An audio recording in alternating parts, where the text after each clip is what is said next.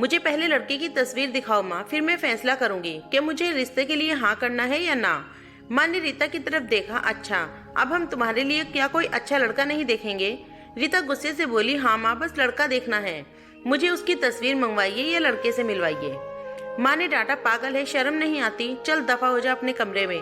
बाबा भी आ गए। क्यों डांट रही हो मेरी बच्ची को? रीता बाबा के पास गई और जाकर कहने लगी, बाबा मुझे लड़का देखना है।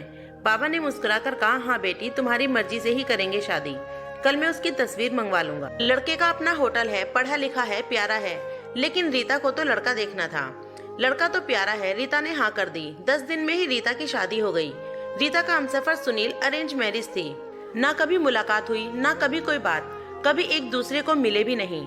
ये एक ऐसा पवित्र रिश्ता होता है जो दो अजनबी एक जान हो जाते हैं, जो कभी जिंदगी में मिले भी ना हो, दो पल भर में एक दूसरे की जान बन जाते हैं। पहली रात थी। सुनील कमरे में आया, हाथ में आइसक्रीम पकड़ी हुई थी। रीता नजरें झुकाए बैठी थी। आइसक्रीम तो रीता की फेवरेट थी। सुनील को नमस्ते की। सुनील पास बैठ गया। सुनील थोड़ा सा शर्माता भी था। आइसक्रीम खाते हुए बोला, जितने पैसे शादी पर खर्च किए, काश कि इतने में आइसक्रीम खा लेता। रीता का घूंघट उठाकर बोला, आप भी खाएंगी? पहले तो रीता ने शर्माते हुए मना कर दिया, फिर सुनील ने प्यार से कहा, खा लो, प्यार बढ़ेगा। रीता को आइसक्रीम दी और खुद भी खाने लगा। रीता सारी आइसक्रीम खा गई। वक्त गुजरने लगा। रीता के भाई की शादी थी। रीता 4 महीने की प्रेग्नेंट थी। रीता ने सुनील से कहा, मुझे भाई की शादी में जाना है। सुनील ने रीता के पास बैठकर बोला, रीता, डॉक्टर ने आपको लंबी यात्रा करने से मना किया है, इसीलिए मैं कोई रिस्क नहीं लेना चाहता। मैं नहीं इजाजत दे सकता शादी में जाने की। रीता को बहुत गुस्सा आया। सुनील, पागल हो गए हो क्या? मेरे भाई की शादी है और आप कह रहे हो कि मैं नहीं जा सकती? आप मुझे कार में बैठाकर आराम से घर छोड़ आए। बस। सुनील ने रीता का हाथ पकड़ लिया मोहब्बत से, फिर समझाने लगा, रीता क्यों बेकार की जिद कर रही हो? डॉक्टर ने यात्रा करने से मना किया है, तो मैं नहीं जाने दे सकता तुमको। तुम लापरवाह हो जाती हो और मैं तुमको किसी के भरोसे नहीं छोड़ सकता। इतना कहकर सुनील कमरे से बाहर चला गया।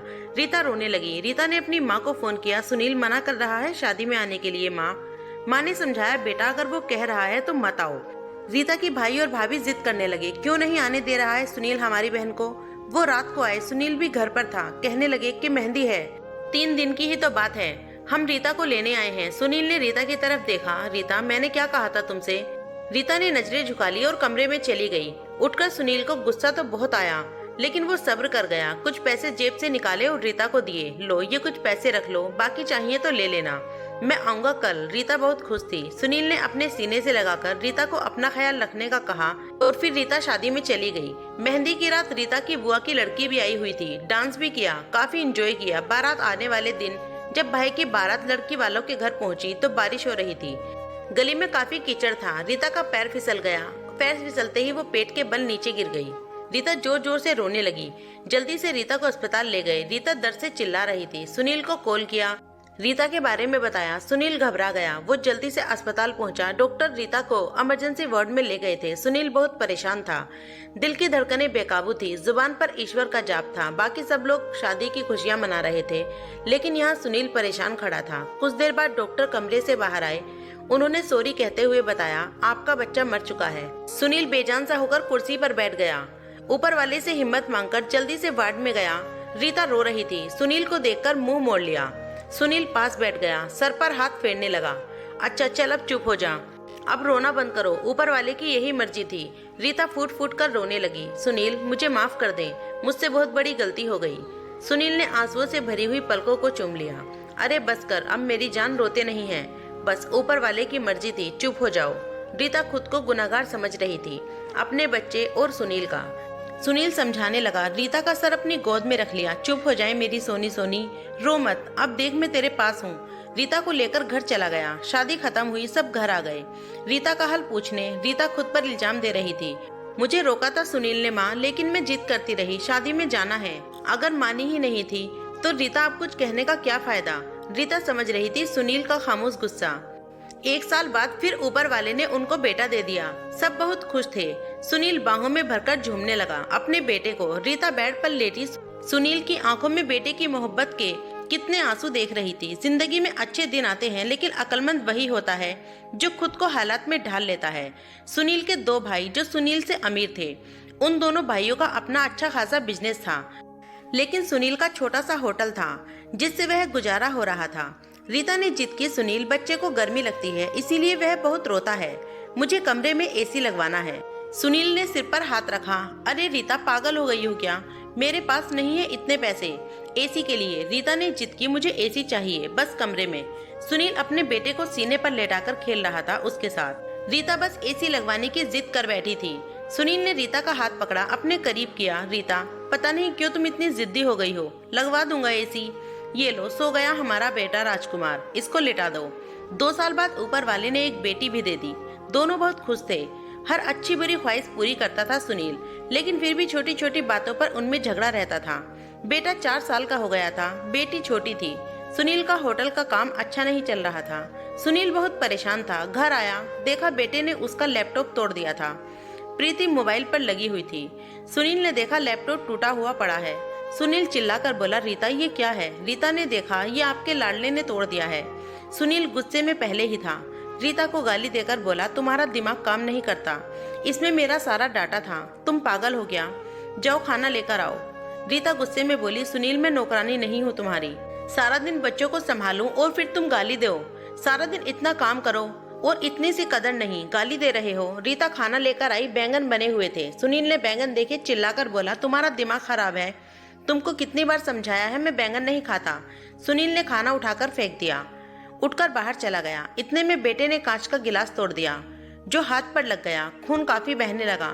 रीता ने बेटे को 1-2 थप्पड़ लगा दिए। बहुत तंग आ गई हूँ मैं तुम बाप बेटों से। बेटे को उठाकर कमरे में ले गई, रो रही थी। साथ ही उसे ये भी बोल रही थी, 5 साल हो गए, इस इंसान के साथ बड़ी कदर ही नहीं है। बेटे के जख्म पर मरहम लगाने लगी। इतने में बेटी भूख से रोने लगी। बेटी को गोद में उठाया। इस इंसान की ऐसी हरकतें रही तो गुजारा मुश्किल हो जाएगा। रात भर सुनील गायब रहा।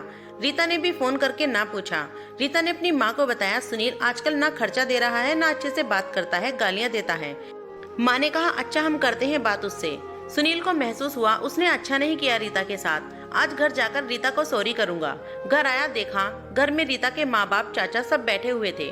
सुनील ने रीता की तरफ देखा, रीता खामोश रही। नमस्ते किया, उसके बाद बातें शुरू हो गई। माँ चिल्लाकर बोली, क्यों बेटा तुम खर्चा नहीं देते हो रीता को, क्यों गालियाँ देते हो? सुनील को बहुत गुस्सा आया। घर की बात घर में ही दोनों सुलझा लेते। सुनील ने गुस्से से कहा, इसको सब कुछ देता हूँ, ये बस तमाशा बनाना चाहती है। रीता भी गुस्से में थी। गुस्से में बोली, क्या देते हैं? वो महीने के 10,000 देते हैं, जिसका दोनों बच्चों का दूध भी पूरा नहीं होता। एहसान करते हैं मुझ पर, तुम्हारे बच्चों पर खर्चा करती हूँ। बहस इतनी बढ़ गई कि सबके सामने सुनील ने रीता को थप्पड़ मार दिया। रीता की माँ को बर्दाश्त नहीं हुआ, वो अपनी बेटी को साथ ले गई। दोनों बच्चे भी साथ ले गई। सुनील ने भी ना रोका। रीता नाराज होकर चली गई। रीता को थप्पड़ ज्यादा जोर से लगा था, निशान बन गया था चेहरे पर। माँ भी रोने लगी। न जाने पहले भी कितना जुल्म किया होगा मेरी बेटी पर। सुनील पहले से ही अपने होटल की वजह से परेशान था। काम न होने की वजह से और ज्यादा परेशानी बन गई। रीता मैके में थी, सुनील यहाँ पर था, घर में परेशान था। हालात इतने खराब हो गए, सुनील को अपना होटल बेचना पड़ा। 2 महीने गुजर गए, दोनों ने एक दूसरे से बात तक नहीं की। दोनों गुस्से में थे। सुनील कहता, खुद गई है, खुद वापस आए। रीता की अकड़ती, मनाने आएगा तो जाऊंगी। दिन गुजरते गए, 8 महीने गुजर गए, कोई बातचीत नहीं हुई। सुनील के एक दोस्त ने सुनील से कहा, विदेश जाना है तो बताओ, मेरे पास एक ही वीजा है। हालात काफी बुरे थे। सुनील विदेश चला गया, नंबर बंद हो गया। 1 साल गुजर गया, दोनों ने कोई बात नहीं की एक दूसरे के साथ। रीता भाई से खर्चा लेती, बच्चे के दूध का या फिर जरूरी सामान का। भाई कब तक दे सकते थे खर्चा, उसके भी अपने बच्चे थे। कभी रीता के बच्चे कोई नुकसान कर देते, कोई चीज तोड़ देते तो रीता की भाभी हजारों बात करती, ताने देती। रीता चुपचाप सुन लेती। क्या करती, आखिर किसी को कुछ बताती भी नहीं थी। दिवाली का दिन था। रीता ने भाई से कहा, पैसे दे दे, बच्चों को शॉपिंग करवानी है। भाभी पास से बोली, बहन साफ सी बात है, हमारे पास फालतू के पैसे नहीं हैं। उस इंसान के साथ गुजारा नहीं तो तलाक लेकर किसी और से शादी कर लो, जाओ यहाँ से। रीता उस दिन बहुत रोई थी। उसे एहसास होने लगा था, सुनील तो मेरे सर का ताज है। सुनील दुबई में बच्चों को याद करके रोया करता था। पागल, बात कुछ थी ही नहीं और तूने क्या से क्या कर दिया। उधर रीता के भाई ने रीता के लिए एक आदमी देखा जिसकी पत्नी की मृत्यु हो गई थी। 4 बच्चे थे। उसके भाई ने रीता से कहा, बस सुनील से तलाक ले लो, इस आदमी के साथ शादी करके घर बसा लो अपना। रीता की आंखें भीग गई थी आंसुओं से। जल्दी से मोबाइल निकाला, सुनील को फोन लगाया, नंबर बंद आ रहा था। रीता रोने लगी, मुझे सुनील के पास ही जाना है, मुझे कोई शादी नहीं करनी किसी से। उधर सुनील का भी दिल तड़पा। उसने सोचा, मेरी रीता तो मासूम सी है, थोड़े से गुस्से पर नाराज हो जाती है ना, खुद ही माफी मांग लूंगा अपनी जान से। वो टिकट करवाकर हिंदुस्तान वापस आ गया। रीता रो रो कर ऊपर वाले से अपने पापों की गलती की माफी मांग रही थी कि ऊपर वाला मुझे माफ कर दे, मुझे मेरे सुनील को वापस दे दे। रात भर रोती रही। सुबह बेटे को नाश्ता करवा रही थी कि दरवाजे पर घंटी बजी। भाभी ने दरवाजा खोला, सामने देखा सुनील खड़ा था। रीता की नजर पड़ी सुनील पर, हाथ से दूध का कप छूट गया। नंगे पांव दौड़ती हुई जाकर सुनील के सीने से जाकर चीख चीख कर रोने लगी। सुनील, मैं बहुत प्यार करती हूँ तुमसे। सुनील के पैर पकड़कर माफी मांगने लगी। सुनील ने रीता का माथा चूमा, आंसू साफ किए। तुम भी माफ कर दो मेरी जान, मैंने गुस्से में कुछ ज्यादा ही बोल दिया था। बच्चों को सीने से लगाया। सुनील प्यार करने लगा। रीता के भाई और भाभी की आंखों में आंखें डालकर गर्व से बोली, मेरा परमेश्वर, मेरा हमसफर है। मेरे पास आप लोगों का बहुत बहुत धन्यवाद। वो सुनील के साथ घर वापस आ गई। दोनों खुशी से सब बातें भूलकर जीने लगे, लेकिन वो इस समाज को इतना बता गए, जज्बात में जुदा हो जाना बहुत आसान है, लेकिन जुदा होकर जीना बहुत मुश्किल है। जो दर्द एक हमसफर महसूस कर सकता है वो कोई और नहीं कर सकता। गलत फैसला लेकर जिंदगी बर्बाद ना करें, ये सब वक्त के साथ बदल जाता है। हाँ, अगर नहीं बदलता तो वो हमसफर। अगर कोई नाराज है या घमंड में है तो जाओ, मना लो, राजी कर लो एक दूसरे को, इससे पहले कि देर हो जाए। अगर मेरी कहानी किसी एक के भी दिल में घर कर गई तो मेरा मकसद पूरा हो जाएगा।